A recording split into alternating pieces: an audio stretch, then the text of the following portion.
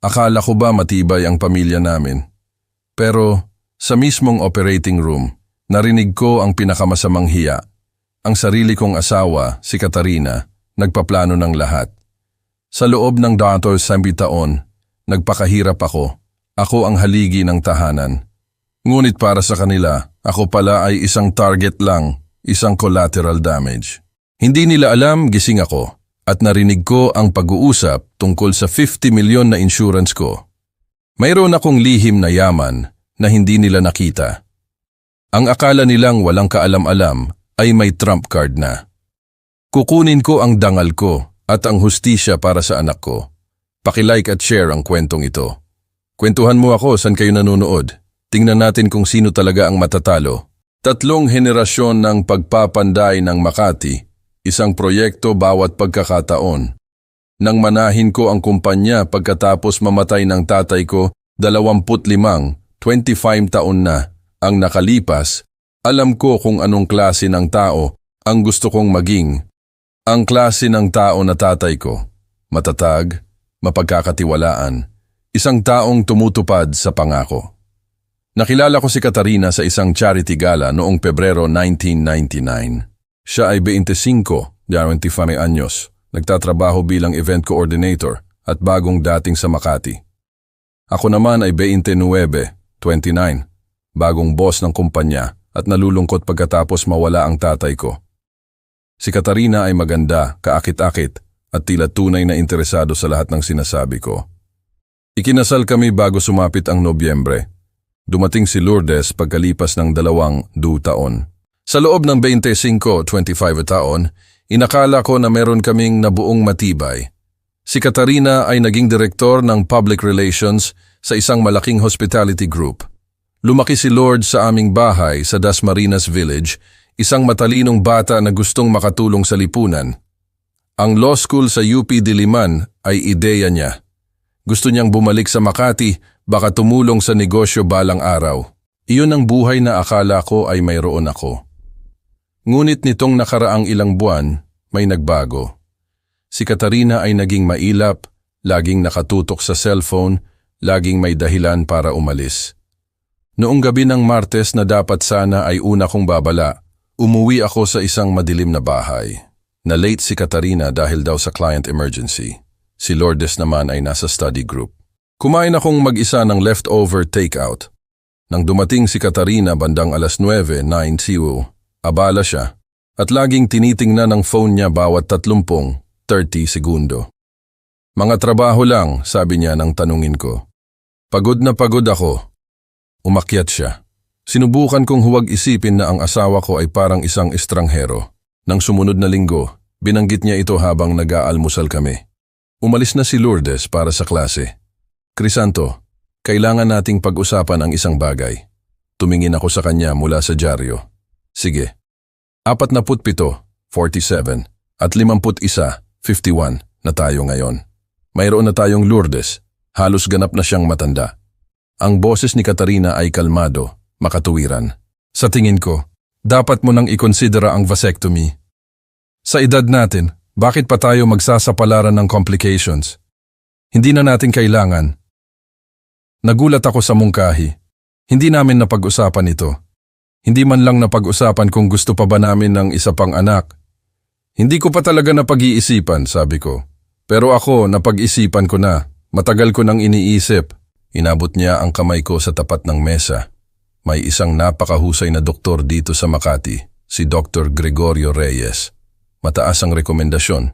Eksperto siya sa mga procedure na ito. May kakaiba sa paraan ng pagsasalita niya na nagpatigas sa sikmura ko. Hindi ang mungkahi mismo, iyon ay lohikal naman, kundi ang katotohanang na-researched na niya ang doktor at may pangalan na siyang handa. Nasuri mo na ito? Tanong ko. Gusto ko lang kung ano ang pinakamahusay para sa atin. Para sa future natin, pinisil niya ang kamay ko. Maaari mo bang kausapin man lang siya? Tiningnan ko ang asawa ko. Ang babaeng minahal ko sa loob ng 1/4 of a century. Ang mukha na akala ko ay kilala ko ring tulad ng sarili ko. Sige, sabi ko. Kakausapin ko siya. Ngumiti si Katarina. Salamat. Aayusin ko ang appointment. Sa pagbabalik tanaw, nakikita ko na ang lahat ng babala na pinalampas ko. Ang paraan kung paano niya naiplano na ang lahat. Ang ginhawa sa kanyang mga mata nang pumayag ako.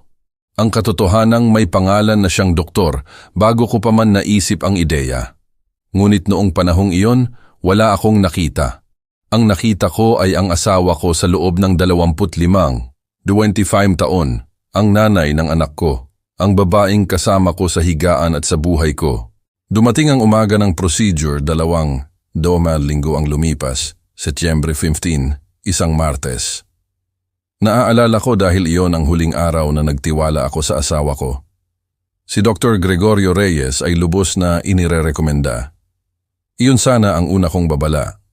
Si Katarina ang nagmaneho sa amin papunta sa St. Luke's Medical Center bandang alas 7 ng umaga. Tinitingnan niya ang phone niya bawat 30 segundo habang nagmamaneho. Hindi naman iyon kakaiba. Lagi siyang abala sa trabaho. Pero ang dalas nito ay parang iba. Ayos ka lang ba? Tanong ko. Ayos lang, sagot niya.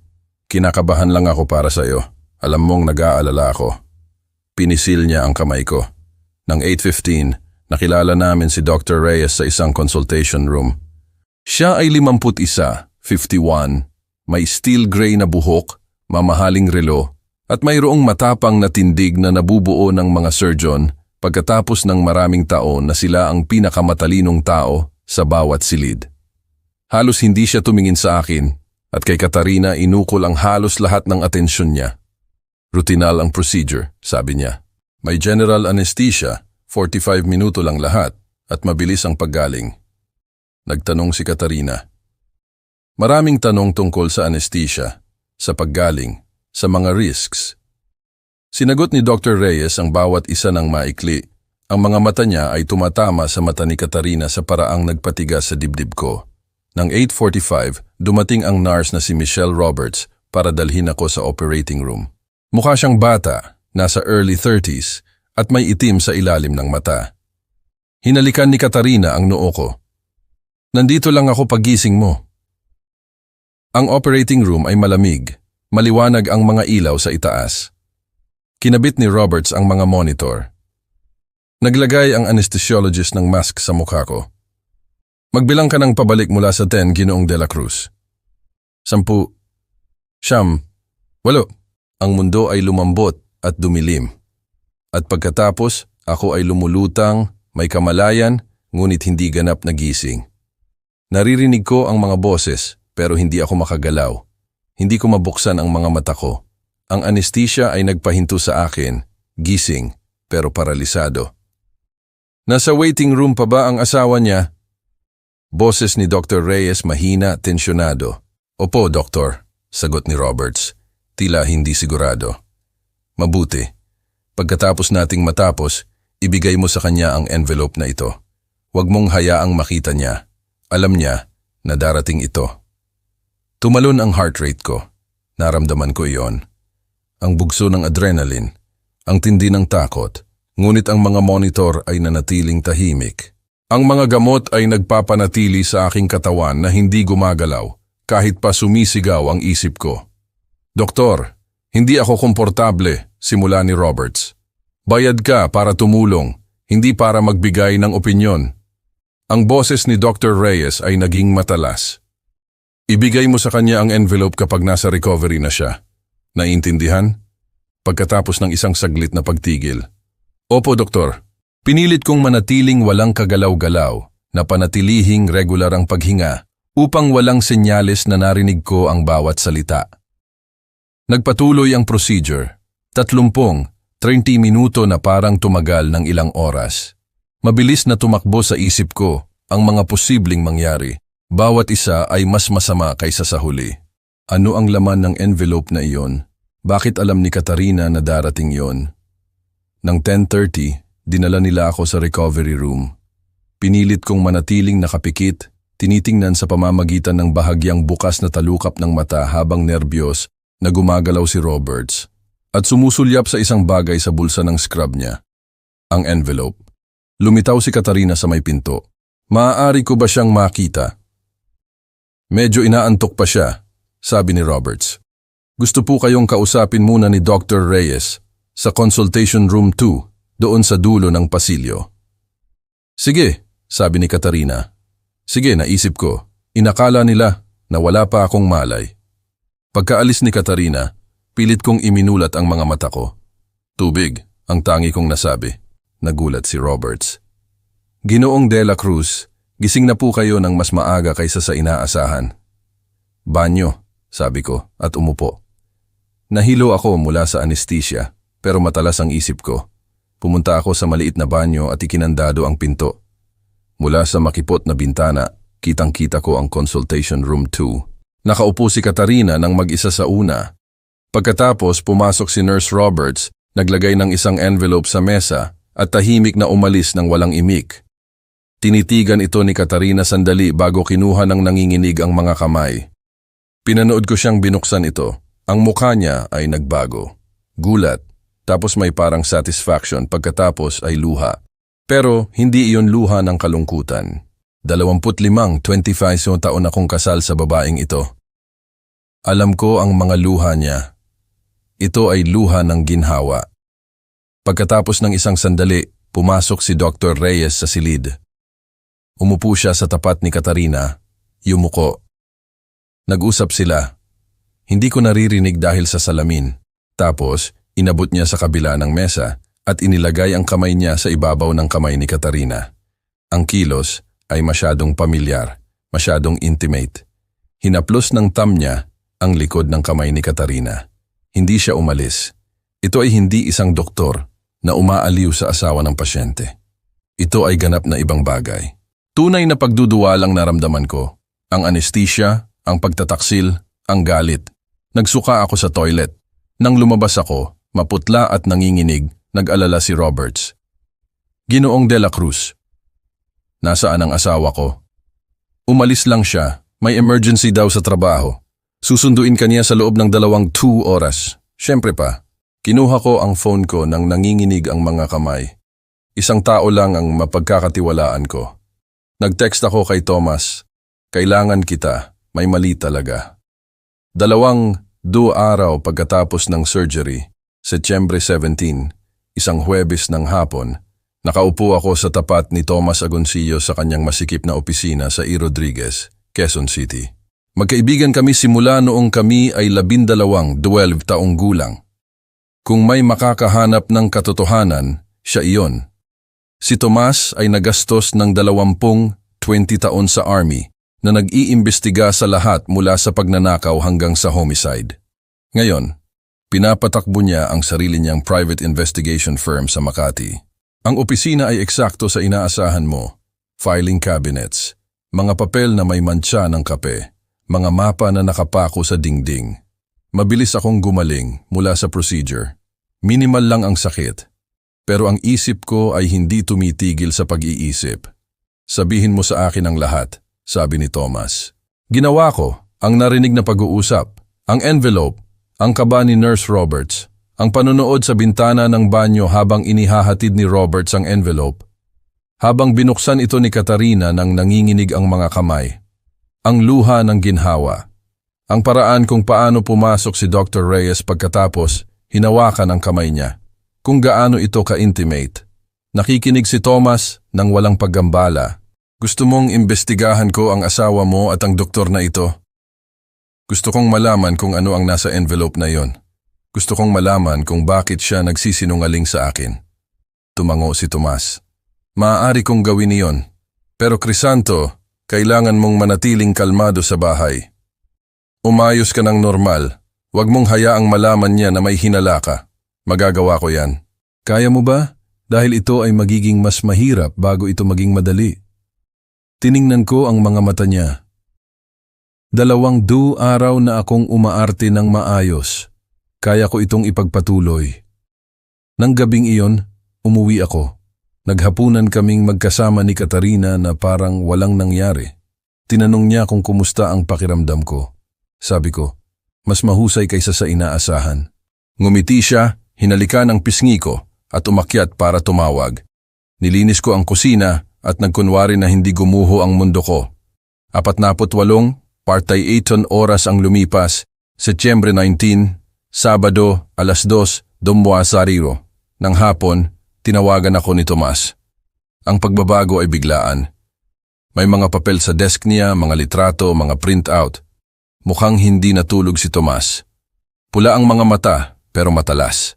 Upo ka, sabi niya. Ibinuklat niya ang mga file sa mesa. Dr. Gregorio Reyes, edad 51. Dati siyang nagtrabaho sa Cebu Doctors University Hospital mula 2016 hanggang 2019. Cebu, sabi ko. Umalis siya noong 2019 at hindi voluntaryo. May iskandalo na may kinalaman sa asawa ng isang pasyente. Walang lumabas sa publiko, pero ang source ko ay nagsasabing binigyan si Reyes ng pagpipilian, mag-resign ng tahimik o harapin ang investigasyon ng Ethics Committee. Anong klaseng iskandalo? Ang hindi angkop na klase. Nag-resign siya, lumipat sa Makati at sumali sa St. Luke's Medical Center. Kumuha si Tomas ng isa pang dokumento. May-ari siya ng isang penthouse sa Ayala Triangle. Halos 50 milyon, PHP 50,000 ang halaga. Sobra sa dapat kayang bilhin ng isang surgeon sa isang mid-tier medical center. Alam ko ang Ayala Triangle, isang luxury high-rise sa Makati. Sinuri ko ang financials niya. Si Reyes ay tumatanggap ng regular na cash deposits. 300,000 dito, 500,000 doon. Laging mas mababa lang sa reporting threshold ng BIR. Parang money laundering. At ang mga deposit na ito ay nagsimula mga 2 taon na ang nakalipas. 2 taon. Hindi ito biglaan. Kumuha si Tomas ng mga surveillance photos. Si Katarina pumapasok sa parking garage at lobby ng Ayala Triangle. Sumasakay sa elevator.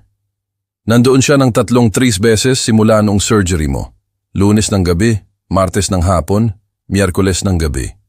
Ang bawat pagbisita ay tumagal sa pagitan ng 90 minuto at 13 oras. Tinitigan ko ang mga litrato. Ang asawa ko ay pumapasok sa gusali ng ibang lalaki. May relasyon siya, sabi ko. Ang mga salita ay parang walang laman. Tahimik si Tomas. Siguro, pero Crisanto, tingnan mo ang pattern na ito.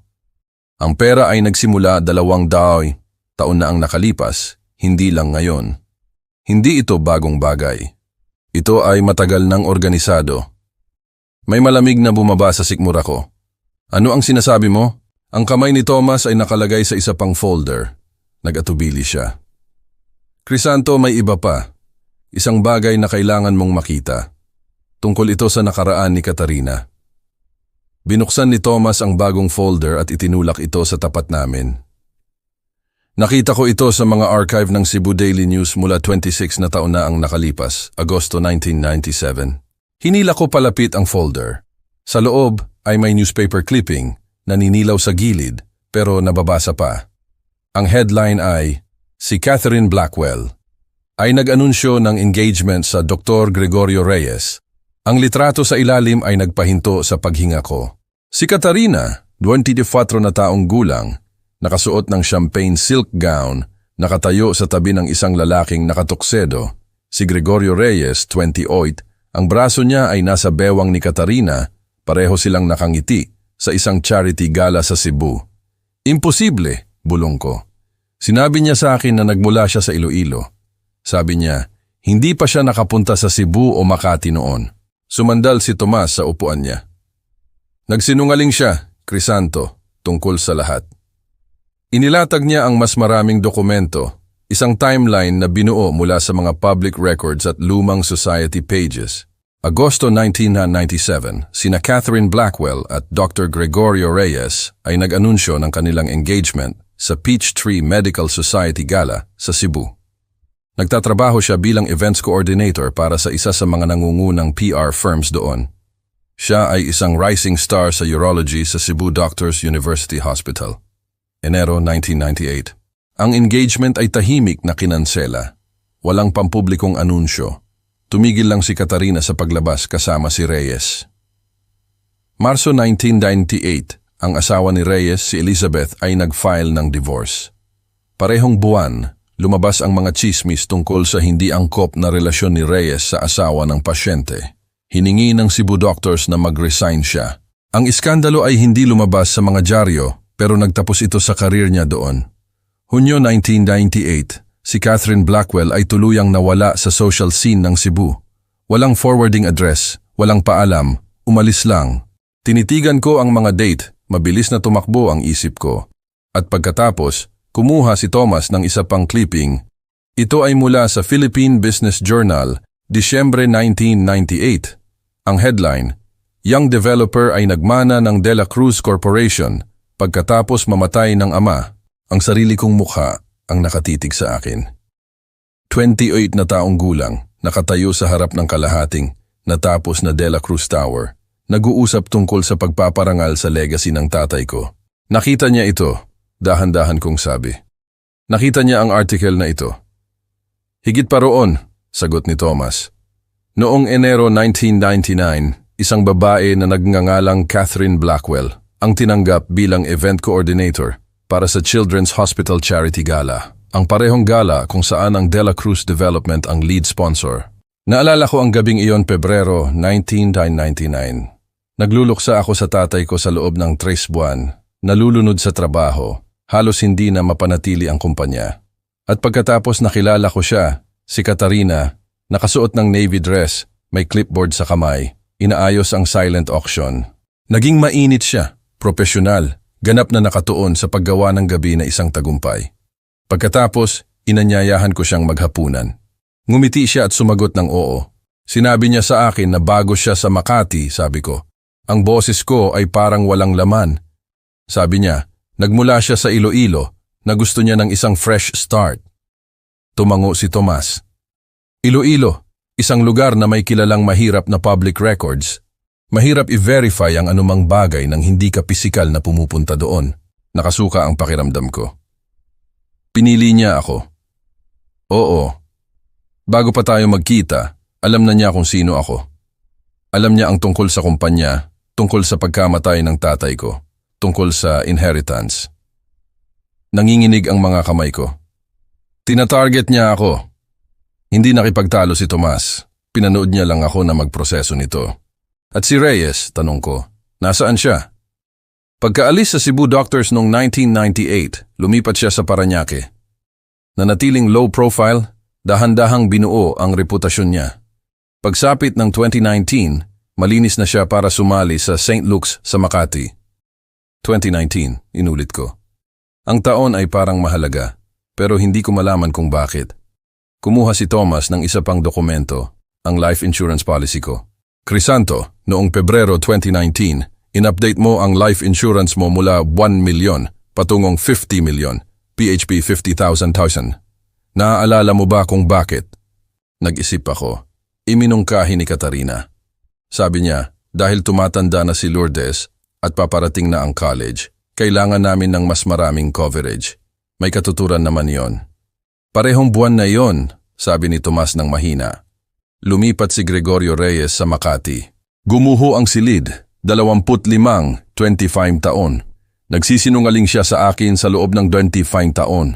Ang buong kasal namin, ang anak namin, ang bahay namin, ang bawat anniversary, ang bawat umaga ng Pasko. Lahat ay binuo sa isang pundasyon ng panlilinlang. Crisanto, sabi ni Thomas. Ang boses niya ay banayad pero matatag. Mayroon pang iba.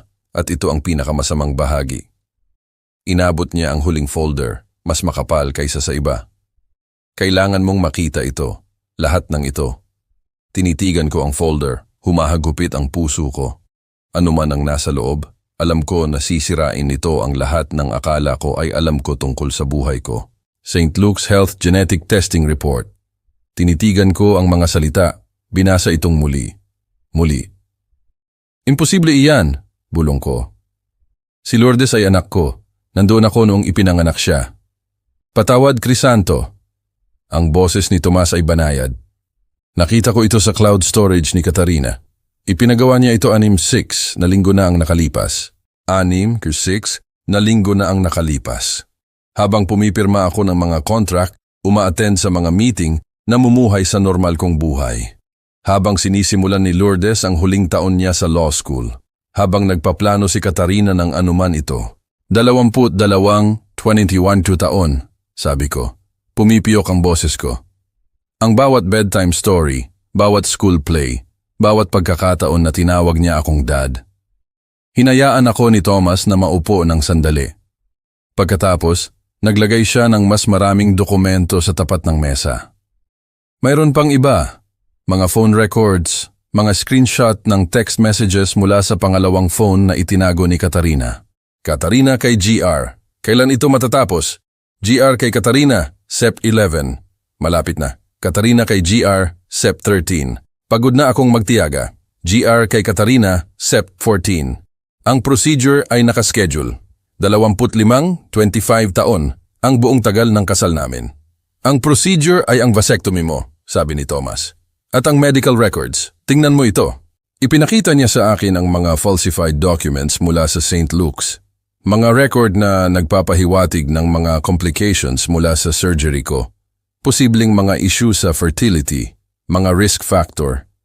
Lahat ay kasinungalingan na mahusay na ginawa. Bakit nila gagawin niyon? Tumigil ako. Ang sagot ay tumama sa akin bago ko natapos ang tanong. Tumango si Thomas. Para magmukhang hindi ka na makakaanak. Kaya kapag kinuwestiyon ang paternity ni Lourdes, ipapaliwanag ito ng mga record na ito. Pero anak ko si Lourdes, desperado kong sabi. Peke ang DNA test na ito. Kailangan. Ang kamay ni Thomas sa balikat ko ay mabigat. Nagpatakbo ako ng pangalawang test, independent lab. May contact ako na may utang sa akin. Parehong resulta. Gumuho ang silid, hindi ako makahinga. May isa pang bagay. Naglagay si Tomas ng huling dokumento sa harap ko. Ang life insurance policy mo, in-update noong Pebrero 2019, 50 million. Primary beneficiary, si Katarina de la Cruz, Sole. Pero ang secondary beneficiary clause ang nagpalamig sa dugo ko. Si Lourdes ay magmamana, pero kapag lang umabot siya sa edad na 25, hanggang noon si Katarina ang mamamahala sa lahat. Iyon ay 3 taon pa. Kung mamatay ka sa complications, ito ay ikaklasipika bilang medical incident, sabi ni Thomas ng mahina. Makukuha ni Katarina ang lahat. Walang makikita si Lourdes hanggang sa mag-25 siya. Sa panahong iyon, matagal nang wala sina Katarina at Reyes. Paano si Lourdes? Tanong ko. Masikip ang boses ko. Ano ang plano nila para sa kanya? Nag-atubili si Thomas. Pagkatapos ay nagbukas ng isang email sa screen niya na nakuha mula sa cloud storage ni Katarina na nakasync mula sa nakatagong pangalawang phone. Ang email ay may date Agosto 5, 2023. Ipinadala kay Reyes, Katarina kay GR. Kapag ayos na ang lahat, ipapadala natin si Elle sa boarding school sa Europe. Ang sagot ni Reyes ay mas malamig pa. GR, sang-ayon. Umupo ako doon at tinitigan ang mga salitang iyon. Collateral damage. Kukunin nila ang anak ko sa akin, hindi papatayin, kundi buburahin siya mula sa buhay nila. Ipapadala sa Europa tulad ng isang hindi gustong baggage, pagkatapos ay mawawala kasama ang pera. Isang malamig na galit ang bumaba sa akin, iba sa anumang naramdaman ko. Hindi ito mainit na galit. Ito ay kalkulasyon, maparaan. Crisanto, sabi ni Thomas nang maingat. Ano ang gagawin mo? Tumayo ako at tumingin sa investigation board sa lahat ng ebidensya na nakakalat sa harap ko. Sa unang pagkakataon mula nang magsimula ang bangungot na ito, ngumiti ako.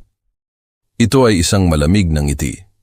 Inakala nila na ako ay isang mapagkakatiwalaang hangal, sabi ko. Isang disenteng tao na magre-react ng emosyonal kapag nalaman ang katotohanan. Lumingon ako kay Thomas. Nagkakamali sila.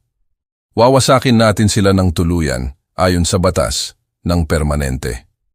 Nagpaplano sila para sa pagkamatay ko. Kaya, ibibigay natin sa kanila kung ano mismo ang gusto nila, isang perpektong pagkakataon para kumilos. At kapag gumawa sila ng hakbang, makukuha natin sila sa record, inaamin ang lahat. Ang ekspresyon ni Tomas ay nagbago mula sa pag-aalala patungo sa isang bagay na parang paghanga. Isang dahan-dahang ngiti ang kumalat sa mukha niya. Ngayon, nag-iisip ka na parang isang mangangaso sa halip na isang biktima. Hindi, sabi ko. Nag-iisip ako parang isang lalaki na walang mawawala maliban sa anak ko at susunugin ko ang buong bagay na ito bago ko hayaang kunin nila siya mula sa akin. Biyernes ng gabi, Oktubre 13. Ang lahat ay handa na. 2 linggo ng masusing paghahanda. 2 linggo ng pag-arte bilang perpektong gumagaling na asawa habang nagtatayo ng isang mahigpit na trap. Ngayong gabi, wawasakin ni Katarina at Gregorio ang sarili nila sa sarili nilang mga salita. At ako ay nandoon upang saksihan ito. Ang paghahanda ay maingat at maparaan. Kumuha si Thomas ng isang tech expert at nakipagkaibigan kay Mike, ang maintenance supervisor ng gusali sa Ayala Triangle. Si Mike ay 45, may 2 anak na nag-aaral sa college at isang problema sa pagsusugal na nag-iwan sa kanya ng 600,000 na utang. Para sa 800,000, 200,000 cash, 600,000 para bayaran ang utang niya. Ipinasok kami ni Mike sa penthouse ni Reyes ng 2 ng umaga noong Oktubre 3. 4 photo na camera ang inilagay. Living room, bedroom, kitchen, hallway. Ang mga audio device ay nakatago sa mga AC vents. Ang lahat ay nag-stream ng direkta sa surveillance van ni Tomas. Hindi tinanong ni Mike kung ano ang ginagawa namin. Ayaw niyang malaman. Ang pangalawang linggo, kinuntak ni Thomas si Police Major John Morrison ng Makati Police Department. Si Morrison ay 48, dalubhasa sa medical fraud at may personal na interes kay Reyes. Inimbestigahan niya ang iskandalo sa Cebu ilang taon na ang nakalipas, pero hindi niya nagawang makapag-file ng kaso. Kung bibigyan mo ako ng ebidensya, sabi ni Morrison, matigas ang tingin, makukuha ko ang arrest warrant. Nagpakuha rin ako ng tunay na DNA test sa isang private lab. Ang mga resulta ay bumalik na may 99.9% posibilidad na anak ko si Lourdes. Hindi ang kasinungalingan ni Katarina, hindi ang gawa-gawa ni Reyes, ang katotohanan. Sinusubaybayan din ni Thomas ang mga kilos ni Melody Santos, ang kapatid ni Katarina, na kinumpirma ang kanyang pagkakakulong sa money laundering. Mayroon kaming arrest warrants na handa para sa kanilang 3, Katarina, Reyes at Melody. Sabay-sabay na pag-aresto, walang magkakaroon ng oras para babalaan ang iba. Ngayon, hour ng Biyernes ng hapon, nakaupo ako sa surveillance van ni Thomas sa isang parking lot sa tapat ng Ayala Triangle.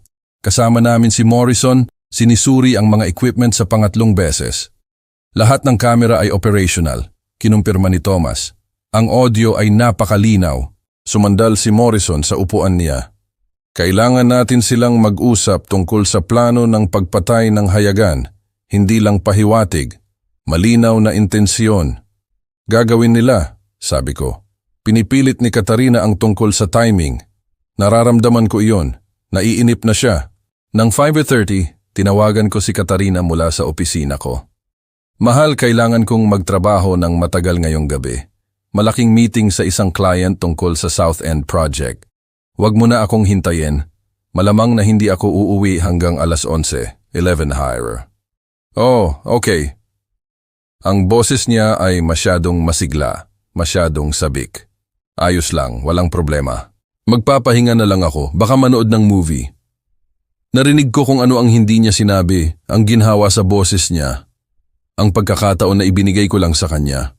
Nang 6:15, nakita ng surveillance camera namin si Katarina na umalis sa bahay sa Dasmariñas Village. Nakasuot siya ng heels at isang dress na binili ko sa kanya noong nakaraang Pasko. Hindi ito damit ng isang taong nagpaplano na manood ng movie mag-isa sa bahay. Nang 6:45, pumasok ang kotse niya sa parking garage ng Ayala Triangle. Nang 7:01, ipinakita ng penthouse camera si Katarina na pumasok. May sarili siyang susi, syempre. Binuksan ni Reyes ang pinto. Agad silang nagyakapan, hindi ang yakap ng magkaibigan o kasamahan, kundi ang yakap ng magkasintahan. Hinalikan nila. Ang kamay niya ay dumulas sa buhok niya, ang katawan niya ay nakadikit sa kanya. Umupo ako sa van, pinapanood ang screen at walang naramdaman. Ang lalaki ako 1 buwan na ang nakalipas ay sana'y labis na nasaktan, pero ang lalaking iyon ay namatay sa sandaling nalaman ko ang katotohanan. Ayos ka lang ba? Tanong ni Thomas ng mahina. Tumigil akong mahalin siya sa sandaling narinig ko ang pag-uusap na iyon sa operating room, sabi ko. Ito ay kumpirmasyon lang. Inayos ni Morrison ang audio equipment. Perpekto ang recording ng lahat. Ngayon, maghihintay tayo. Sa screen nagbuhos si Katarina ng wine. Umupo sila sa sofa at nag-usap ng kaswal sa loob ng mga 10 minuto. Pagkatapos, inilapag ni Katarina ang glass niya at humarap kay Reyes, nagbago ang ekspresyon niya. Gaano pa katagal, Gregorio? Sabi niya. Malinaw ang boses niya sa aming mga speaker. Pagod na akong magkunwari. Inayos ni Thomas ang volume. Yumuko si Morrison, nakahawak ang kamay sa radio, handang tumawag para sa backup sa sandaling nakuha namin ang kailangan namin. Isinuot ko ang headphones ko. Pakinggan natin kung ano talaga ang iniisip nila sa akin, sabi ko. Pakinggan natin silang hatulan ang sarili nila. Ang audio ay dumating ng napakalinaw. Ang boses ni Katarina, ang boses na nagsabing, mahal kita sa loob ng 20 taon, ay nagsasabi ng ganap na iba ngayon. Hindi ko maintindihan kung bakit hindi tayo makakausad, sabi niya. 25 taon na, Gregorio. 25 taon akong nag-arte bilang asawa sa isang lalaki na halos hindi ko matiis. Ang boses ni Reyes ay kalmado, may sukat. Tiyaga, mahal ko. Nakarating na tayo rito. Ang medical records ay perpekto. Ang mga surgical complications ay naidokumento. Kailangan lang natin ang tamang sandali. Anong klasing sandali? Tanong ni Katarina. Isang aksidente. Talaga bang gagawin natin? Nag-atubili siya. Gagawin ba natin? Hindi natin kailangang gumawa ng anuman, sabi ni Reyes. Ang mga construction site ay likas na mapanganib. Isang 54 na taong gulang na lalaki, nakakagaling lang sa surgical complications, nagtatrabaho ng mahabang oras sa ilalim ng mataas na stress. Isang pagkahulog, may faulty equipment, isang heart attack mula sa labis na pagod. Ang alinman sa mga iyon ay magiging trahedya na kapanipaniwala. Ang autopsy? Ipakikita nito kung ano mismo ang naidokumento ko, sabi ni Reyes. Underlying surgical trauma, stress sa system, natural progression ng mga complications. Pipirmahan ng medical examiner ng walang tanong. Sumigla ang boses ni Katarina. Sigurado ka nagagana iyon. Ang insurance ng kumpanya niya ay magbabayad.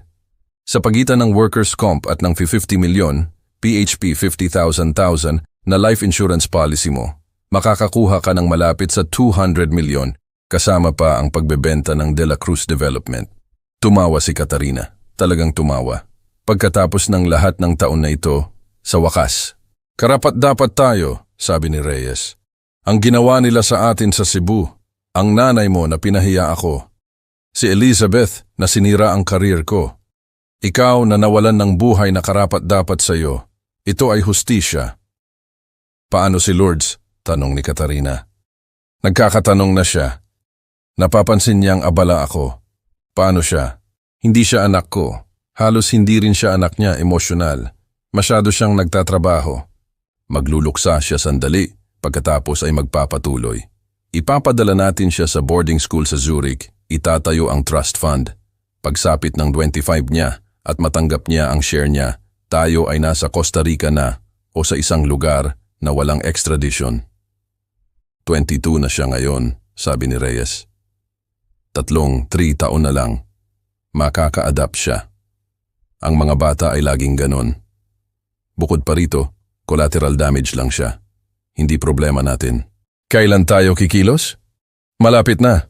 Sa loob ng susunod na 2 buwan bago magpasko. Tumaas ang mga aksidente tuwing busy season. Maniniwala ang mga tao. Sa surveillance van, mahigpit na nakakuyom ang mga kamao ko kaya pumuti ang mga buko, pero nanatiling kalmado ang mukha ko. Sapat na iyan, sabi ni Morrison. Inabot ang radio niya. Malinaw na conspiracy to commit murder. Tatawagan ko na. Sandali, sabi ko. Hayaan mong tapusin nila. Gusto ko ang lahat. 2 minuto pa ng pag-uusap ang sumunod. Mga plano sa paggastos, mga tropical location, mga bagong pagkakakilanlan. Pagkatapos nagbigay si Morrison ng utos. Lahat ng units ito si Morrison. Go, go, go. Sumakay kami sa elevator papunta sa ika-24 na palapag. Si Thomas, si Morrison, 4 na uniformed officers, at ako. Humahagupit ang puso ko, pero matatag ang mga kamay ko. Nang 7:35, kumatok si Morrison sa pinto ng penthouse. Dr. Reyes, Makati Police, buksan ang pinto. Tahimik. Pagkatapos mga bulong sa loob, kumatok ng mas malakas si Morrison. Mayroon kaming search warrant. Buksan ngayon o sisirain namin ito. Bumukas ang pinto. Nakatayo si Reyes doon, nakasuot ng casual clothes, sinusubukang magmukhang kalmado. Mga officer, tungkol saan ito? Dr. Gregorio Reyes, sabi ni Morrison. Ikaw ay inaresto dahil sa conspiracy to commit murder, medical fraud at insurance fraud. Binasa niya kay Reyes ang Miranda rights niya habang ikinakabit ang posas. Lumitaw si Katarina mula sa mas malalim na bahagi ng apartment. Gregorio, Tumigil siya nang makita niya ako na nakatayo sa pasilyo, na wala ang kulay sa mukha niya. Crisanto, utal niya. Ano ito? Tiningnan ko siya. Ang babaeng ito na minahal ko sa loob ng 25 taon at walang naramdaman kundi malamig na paglutas. Tapos na, Katarina, lahat ng ito. Ang mga mata niya ay nagpalipat-lipat kina Reyes at sa akin. Naunawaan niya. Alam mo, gaano katagal? Sapat na katagal. Sapat na katagal para marinig ang bawat salita na sinabi mo, bawat plano. Bawat kasinungalingan, 25 taon ng kasinungalingan. Isang officer ang humakbang pasulong. Katarina de la Cruz, ikaw ay inaresto dahil sa conspiracy to commit murder, fraud at money laundering. Hindi mo ito magagawa, sigaw niya habang pinupusasan siya. Si Lourdes ay anak ko! Lumapit ako. Si Lourdes ay anak ko, ang biological daughter ko. Ang DNA test na ipinakita mo sa akin, peke, tulad ng lahat ng iba pa tungkol sa iyo. Pero alam mo yon, hindi ba? Nag-flash ang gulat sa mukha niya. Hindi niya inaasahan na malalaman ko ang tungkol sa DNA test. Sinabi sa akin ni Gregorio na hindi mo malalaman. Tumahimik ka, Katarina, sigaw ni Reyes, pero huli na. Nakita ko ang pangalawang phone, sabi ko ng mahina. Nakita ko ang mga email, nakita ko ang shell company mo at ang kapatid mo. Nakita ko ang lahat. Ang galit ang pumalit sa takot sa mukha niya. Wala kang hiya, masyado kang banal. Hindi, sabi ko. Ako ang lalaking nagtiwala sa iyo sa loob ng 25 taon, na nagbigay sa iyo ng lahat, na nagmahal sa iyo, at nagpaplano kang patayin ako para sa pera. Habang dinadala nila siya patungo sa elevator, sumigaw siya pabalik sa akin. Hinding-hindi ka patatawarin ni Lourdes para rito, kakamuhian ka niya. Siguro, sabi ko. Pero buhay siya, at sa huli, malalaman niya ang katotohanan. Hinawakan ni Morrison ang braso ko. Inaaresto namin si Melody Santos sa Alabang ngayon, sabay-sabay. Si Reyes, na dinadala sa elevator, ay ngumisi sa akin. Hindi ka mananalo rito, ang mga lawyer ko. Maririnig ng mga lawyer mo ang recording, sabi ko. Lahat ng ito, enjoy sa kulungan, Gregorio. Nang lumabas ako ng gusaling iyon bandang 8:15 ng gabi, wala akong naramdaman kundi malamig na kasiyahan. Darating ang hustisya. Ngunit alam kong hindi pa tapos ito. May isa pang laban sa hinaharap, ang pinakamahirap. Hindi pa alam ni Lourdes kung ano ang ginawa ng nanay niya. At kapag nalaman niya, wala akong ideya kung maniniwala siya sa akin. Nang gabing iyon, October 13, alas 10:47, nakaupo akong mag-isa sa kotse ko sa labas ng bahay sa Dasmariñas Village. Madilim ang bahay. Wala pa si Lourdes. Kailangan kong sabihin sa kanya bago niya marinig mula sa iba, bago siya tawagan ni Katarina mula sa kulungan. Nanginginig ang mga kamay ko habang dinayal ko ang numero niya. Akala ko, tapos na ang pinakamasama. Nagkamali ako. Ang pinakamahirap na bahagi ay ang marinig ang anak ko na makita ako bilang ang kontrabida. Dad? Sagot ni Lourdes. Gabi na. Ayos lang ba ang lahat? Lourdes, kailangan mong umuwi. Kailangan kong makipag-usap sa iyo tungkol sa nanay mo. Mama ko? Ano ang problema? Ayos lang ba siya? Siya ay inaresto. Lourdes, kailangan kong ipaliwanag. Ano? Inaresto para saan? Sinubukan kong manatiling kalmado. May mga bagay tungkol sa nanay mo na hindi mo alam. Tungkol sa kasal namin. Teka. Lumamig ang boses niya. Dad, tumawag sa akin si Mama 20 minuto na ang nakalipas mula sa kulungan. Sinabi niya sa akin ang lahat. Kung paano mo siya pinlano, kung paano mo siya hinuli, kung paano mo siya gustong mawala. Lourdes, hindi iyan totoo. Pakiusap, makinig ka. Hindi ako makapaniwala na ginagawa mo ito kay Mama. Umiyak siya. 25 taon, at itatapon mo lang siya. Lourdes, pakiusap, umuwi ka. Hayaan mong ipakita ko sa iyo ang ebidensya. Click, ibinaba niya ang tawag. Ang sumunod na 3 araw ay pahirap. Nag-text ako sa kanya, nagmamakaawa na tumawag siya. Walang sagot. Tinawagan ko siya ng paulit-ulit, diretso sa voicemail. Noong Oktubre 15, nag-text siya sa wakas. Hindi ako makapaniwala na tinrato mo si mama ng ganito. 25 taon at itatapon mo siya tulad ng basura. Dito ako titira kina Emma. Huwag mo akong kontakin.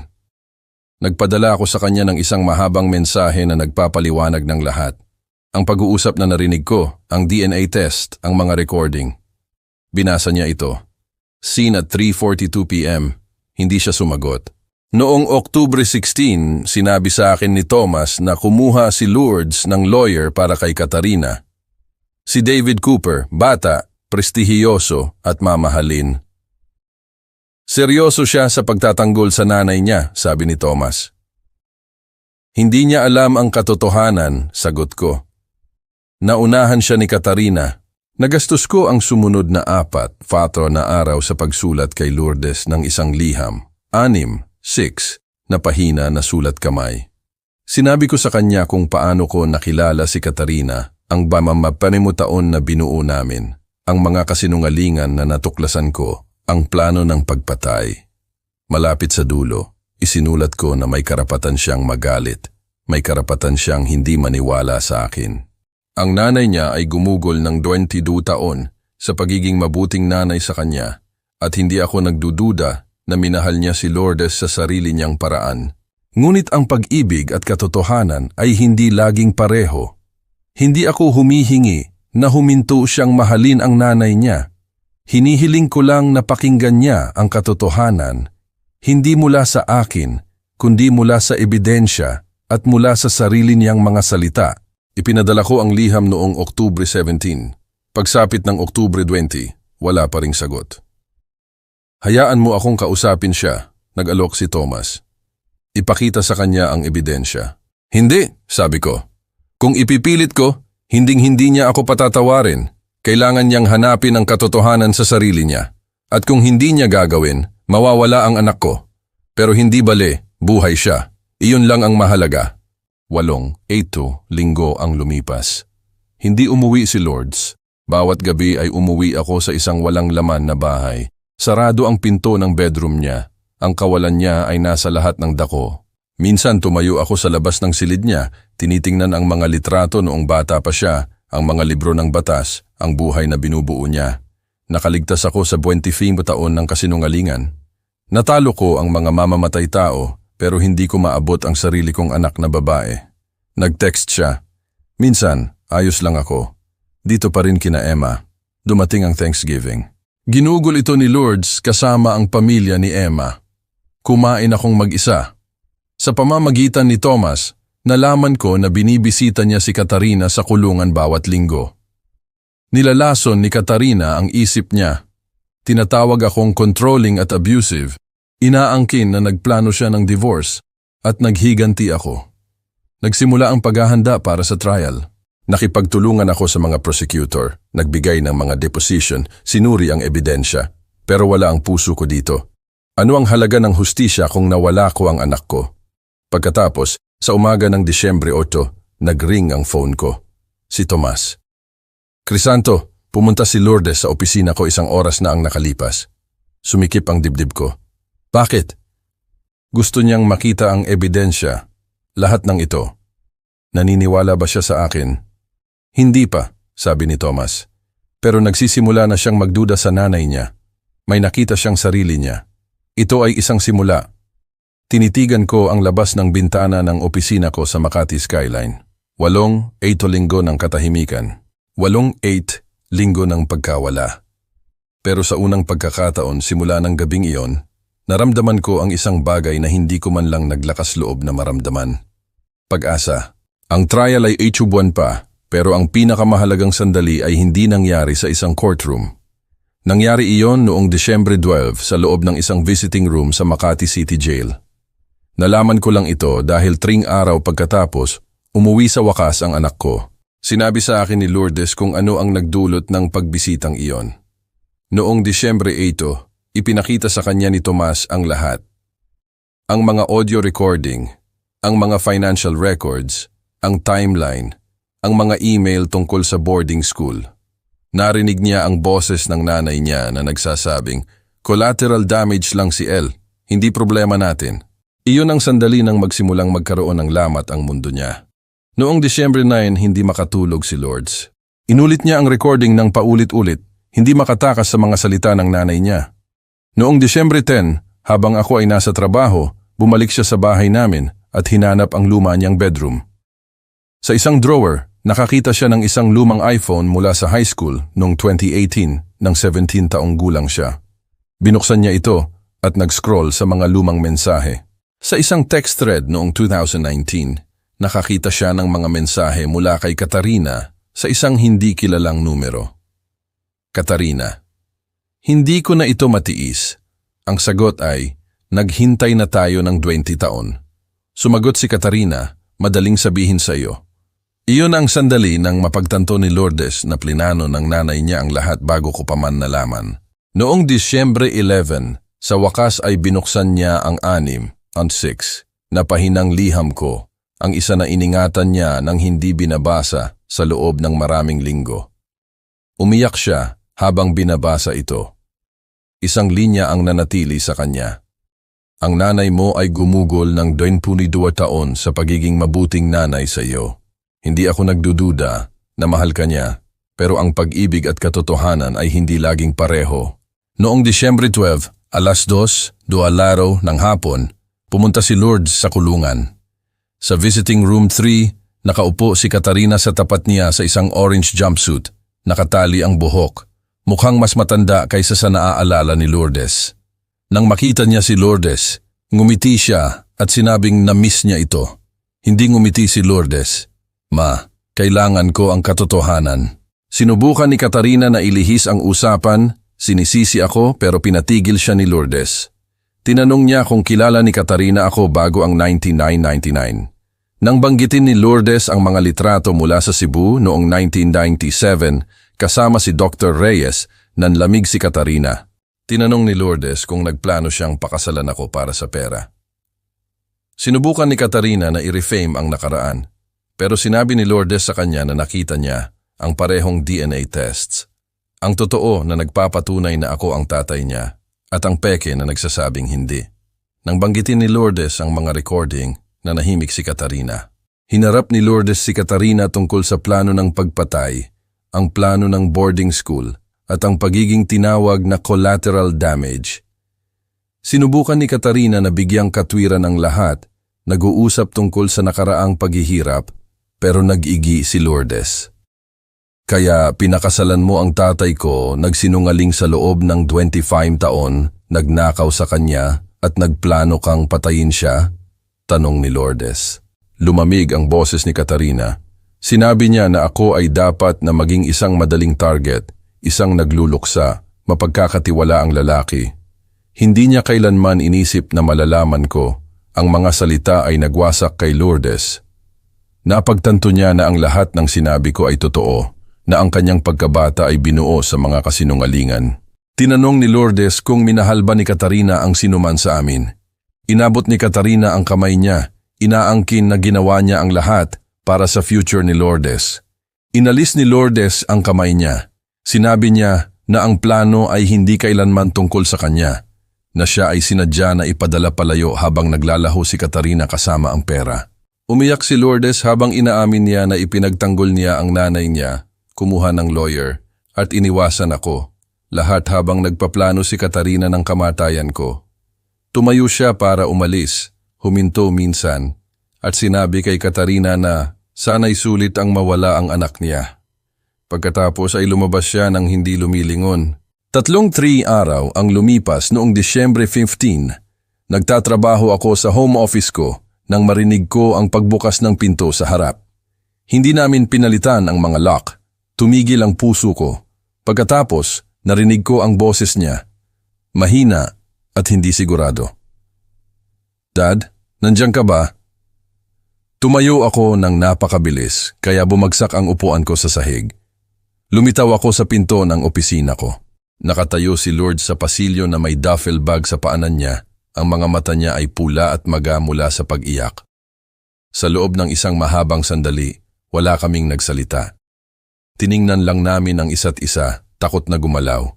Pagkatapos, nadulas ang bag mula sa kamay niya at tumama sa sahig. Dad, pumiyok ang boses niya. Nanatili ako sa kinalalagyan ko, takot na akong hahakbang ako pasulong, mawawala ang sandali. Lourdes!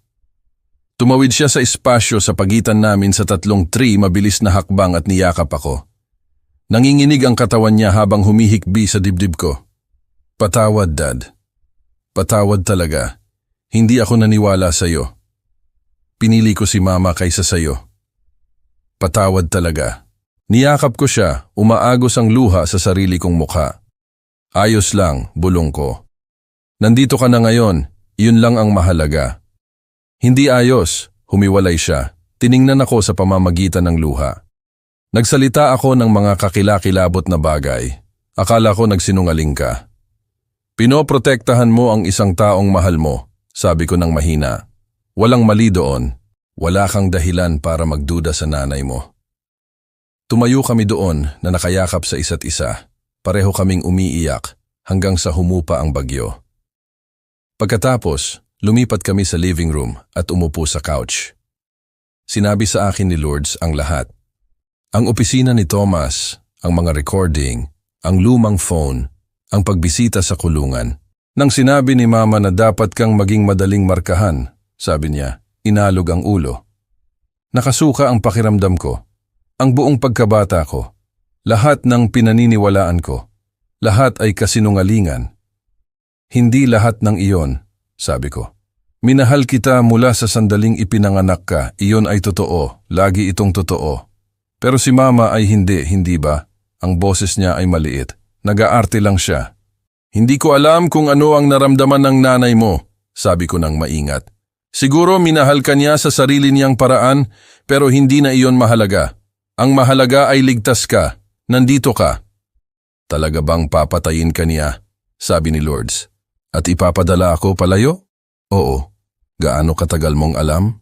Simula noong Setyembre 15, ang araw ng surgery. Lumalaki ang mga mata niya habang ginagawa niya ang math. 3 buwan.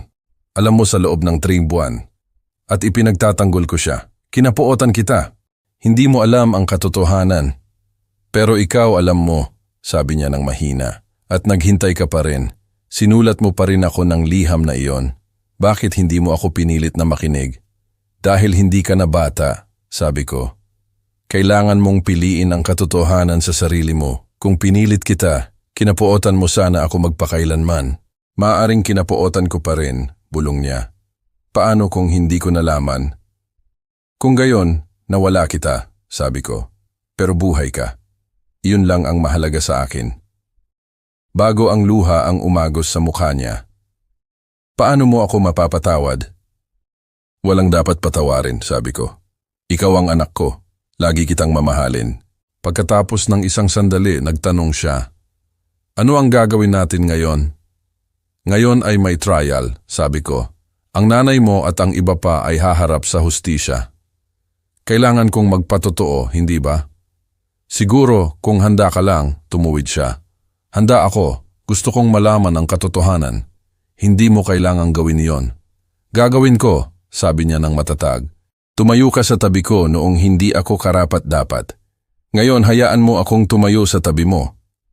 Niyakap ko siya ng mahigpit. Sige, haharapin natin ito ng magkasama. Magkasama, sabi niya. Ikaw lang at ako. Tinanong niya kung maaari siyang manatili. Kung maaari siyang umuwi. Sinabi ko sa kanya na ito ay laging bahay niya. At laging magiging. Nang gabing iyon natulog si Lourdes sa sarili niyang kama sa unang pagkakataon sa loob ng 2 buwan. Nakahiga akong gising, lubos na nagpapasalamat. Ang trial ay nasa hinaharap pa. Ang laban ay hindi pa tapos pero naibalik ko ang anak ko. At magkasama, haharapin namin ang anumang darating. 8 buwan Pagkatapos ng mga pag-aresto noong Hunyo 19, 2024, naglakad kaming magkasama ni Lourdes patungo sa Makati County Courthouse. Tumagal yon ng ganoon katagal para maghanda para sa trial o tumbuan ng mga deposition, pagsusuri ng ebidensya at mga legal na procedure. Pero handa kami. Handa ang mga prosecutor. Ang pinakamahalaga, ang ebidensya ay hindi maikakaila. Si Judge Helen Richardson, 6'2", matigas pero patas, ang namuno sa kaso. Ang mga prosecutor na sina Maria Morgan at Robert Torres ay humarap sa isang grupo ng mamahaling defense attorneys na kumakatawan sa lahat ng 3 akusado. Sa unang 2 araw, narinig ng jury ang mga recording. Ang boses ni Katarina ay umalingaw-ngaw sa courtroom. 25 taon akong nag-arte bilang asawa sa isang lalaki na halos hindi ko matiis. Sumunod si Gregorio Reyes, malamig at maparaan. Ang mga construction site ay mapanganib. Pagkatapos, ang pag-uusap tungkol kay Lourdes, collateral damage, boarding school sa Zurich. Pagsapit ng 25 niya, mawawala na tayo. Tahimik ang courtroom. Pinanood ko ang jury na sumisip-sip sa bawat salita. Gulat, pandidiri, pagdududa ang nakasulat sa kanilang mga mukha. Nakaupo si Lourdes sa tabi ko. Mahigpit na nakahawak sa kamay ko. Malayang umaagos ang luha. Nakatingin si Katarina sa harap. Walang ekspresyon. Paminsan-minsan, sumusulyap si Reyes sa lawyer niya. Sumunod ang financial evidence. 25 million, PHP 25,000 ang ninakaw sa loob ng 23 taon. Ang shell company na Blackwell Consulting LLC, 14 million, PHP 14,000 ang inilipat kay Reyes. Ang pagkakasangkot ni Melody Santos ay inilatag ng hayagan. Pagkatapos ang medical records, gawa-gawang complications. Ang hindi otorisadong mga consultation ni Reyes sa kalusugan ko. Ang forged na DNA test sa tabi ng totoo. Nagpatotoo si Dr. Patricia Moore na ang tunay na test ay nagpakita ng 99.9% posibilidad na ako ang tatay ni Lourdes. Kinilala niya ang maraming hindi pagkakapareho sa Peking report. Sa ikatlong araw, nagpatotoo si Christine Blackwell. Tumanggap siya ng plea deal. Inamin niya ang paggawa ng shell company at money laundering. Inangkin niya na naniniwala siyang ang plano ng pagpatay ay usap-usapan lang.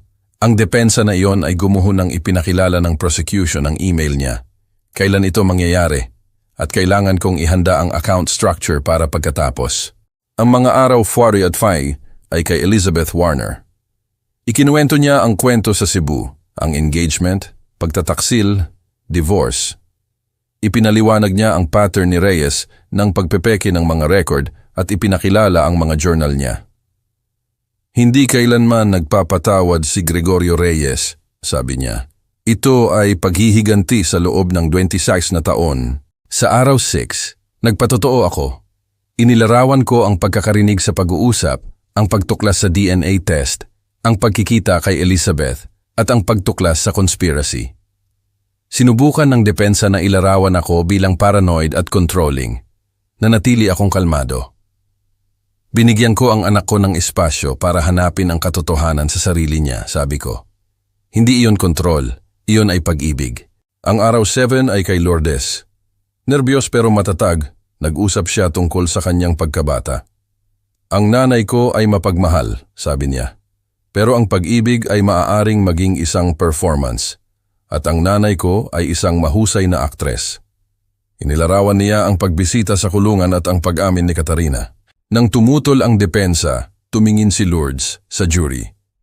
Sabi niya, ang tatay ko ay dapat na maging madaling markahan. Iyon ang mga salita niya. Umiwas ng tingin si Katarina.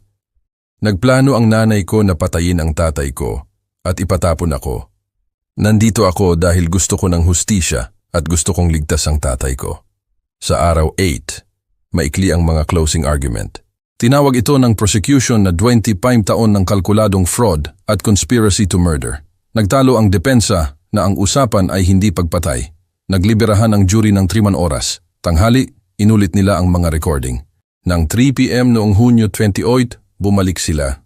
Si Reyes ay napatunayang nagkasala sa lahat ng mga bilang. 25 taon, walang parol, binawi ang license.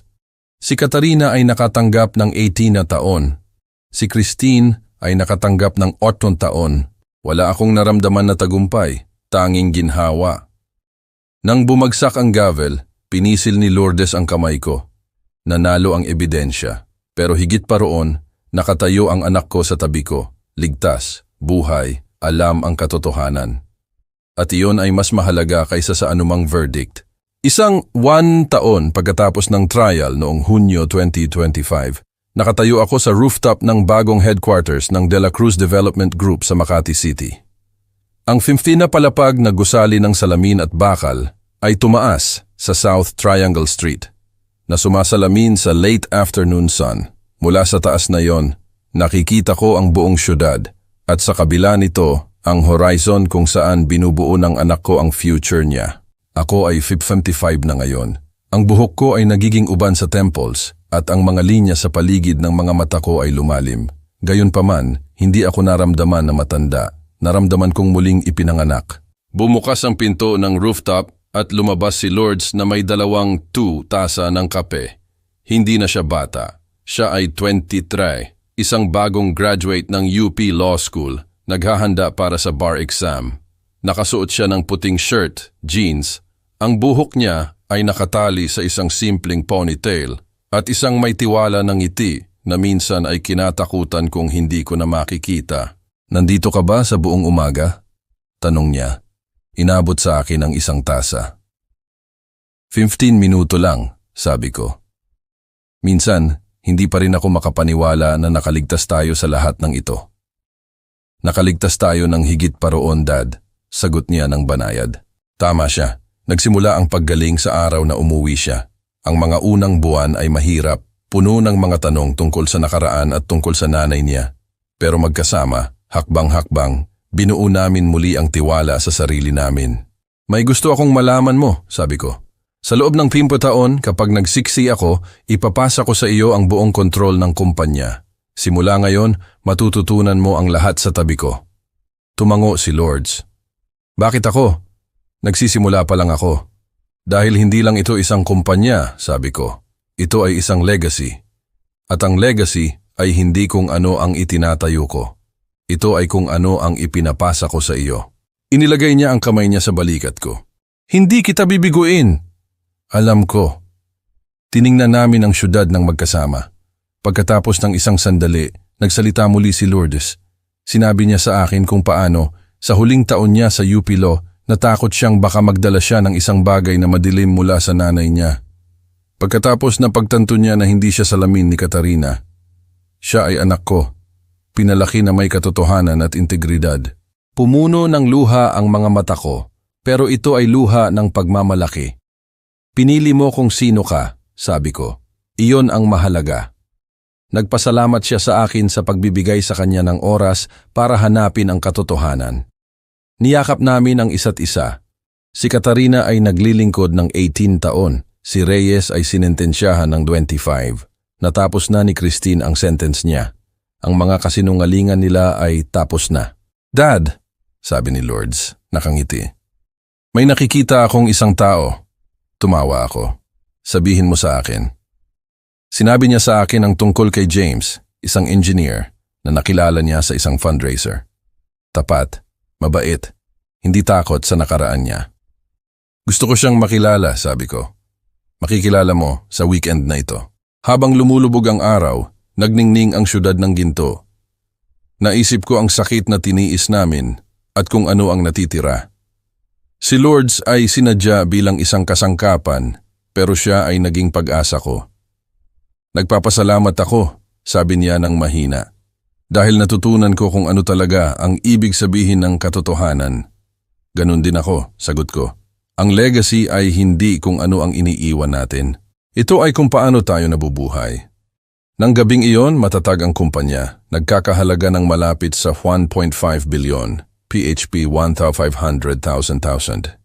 Itinatag namin ang De La Cruz Foundation for Truth and Justice, ginagawang layunin ang sakit. Mamaya sa porch ko, binasa ko ang mensahe ni Lourdes. Mahal kita, Dad. Ngumiti ako nakatingin sa mga bituin, katotohanan, hustisya, pag-ibig. Iyon ang legacy na mahalaga. Kaya narito ako ngayon, 55 taong gulang, ibinabahagi ang tunay na kwentong ito sa inyo, hindi para sa sympathy, kundi para hindi ninyo magawa ang parehong mga pagkakamali na ginawa ko. Sa loob ng 25 taon, nagtiwala ako ng bulag. Hindi ko kailanman tinanong ang mga mahirap na katanungan. Hindi ko kailanman na-verify kung ano ang tila masyadong perpekto. Iyon ang aral na itinuro sa akin ng Diyos sa mahirap na paraan. Magtiwala, pero i-verify. Mahalin ng malalim, pero panatilihing bukas ang mga mata mo. Ang mga kwento ng lolo ko ay laging nagbibigay diin sa karunungan na ito, at sana'y nakinig ako ng mas maaga. Huwag balewalain ang mga red flag. Kapag may kakaiba kang naramdaman, malamang mayroon talaga. Pumasok si Katarina sa buhay ko sa perpektong sandali. Masyadong perpekto. Alam niya kung ano mismo ang sasabihin, kung paano mismo aakto. Naging vulnerable ako pagkatapos ng tagumpay ng negosyo ko, at sinamantala niya iyon. Matuto mula sa tunay na kwento ko. Ang mga predator ay pinag-aaralan ng kanilang biktima. Protektahan ang mga asset ninyo, pero mas mahalaga, protektahan ang puso ninyo at ang mga anak ninyo. Halos mawala ko si Lourdes dahil masyado akong mapagtiwala.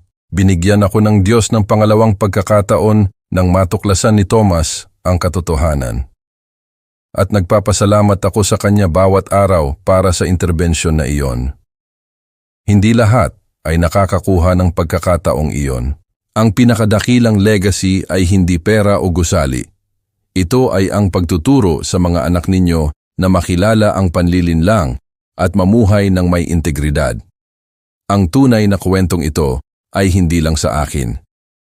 Ito ay isang kwentong babala para sa bawat magulang, bawat asawa, bawat tao na naniniwala na ang pag-ibig ay nagtatagumpay sa lahat ng walang karunungan. Binabantayan tayo ng Diyos kahit sa pamamagitan ng pagtataksil. Ang mga kwentong ito ng lolo na ipinapasa natin ay umiiral para sa isang dahilan, upang babalaan ang susunod na henerasyon. Itinuro sa akin ng mga kwento ng lolo ko na ang katotohanan ay laging lumalabas at ang hustisya ay sa huli ay nagtatagumpay. 25 taon ng kasinungalingan. Ang buong buhay ko, ang lahat ng pagmamahal ko, ginawa pala para sa 50 milyon, PHP 50,000 na insurance. Gumuho ang lahat, pero hindi na ako iiyak. Nawala ang galit. Ang natira, malamig na determinasyon. Inakala nila, ako ay isang tanga na magtitiwala lang. Isang madaling target. Ngayon, tapos na ang laro. Hindi na ako ang biktima. Ako na ang mangangaso. May plano na kami ni Tomas. Ibibigay ko sa kanila ang gusto nila. Isang perpektong pagkakataon. Pagsisihan nila ang araw na nagplano silang patayin ako at kunin ang anak ko. Kukunin ko ang dangal ko at makukuha nila ang hustisya na nararapat sa kanila. Wawasakin ko sila ng tuluyan.